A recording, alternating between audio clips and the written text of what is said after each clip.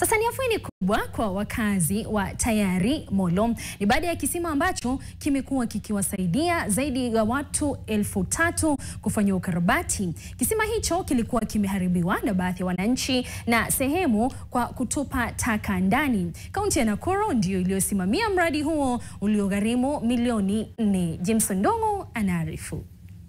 Ni afueni kubwa kwa wakazi wa eneo hili la Tayari baada ya serikali ya kaunti ya Nakuru kuzindua mradi wa kutengeneza kisima hiki ambacho kimekuwa kikiwasaidia wakazi wa eneo hili. Kisima chenyewe watu wamekuwa wakitumia kwa maji ya kunywa na kupatia mifugo, lakini imekuwa na changamoto kwa sababu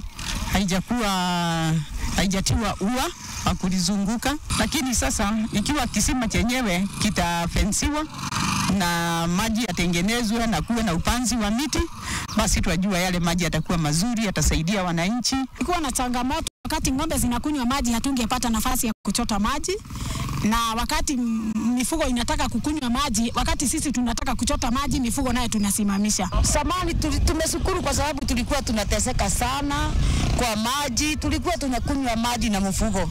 Lakini sasa tumeshukuru serikali yetu kwa sababu mmesikia kilio zetu. Tumekuja kutengeneza hii chemichemi tuweze kuleta zile nasari za miti ambazo tutangependa kuzalisha mbegu za miti za matunda na miti ya kiasili. Tuweze kuanza miradi ya kusambaza miti kwa mashule ambayo tunaita katika program katika idara yetu Trees for School. Nikiripotia NTV mashinani kutoka Tayari Molo, kaunti ya Nakuru. Jina langu ni James Ndongo.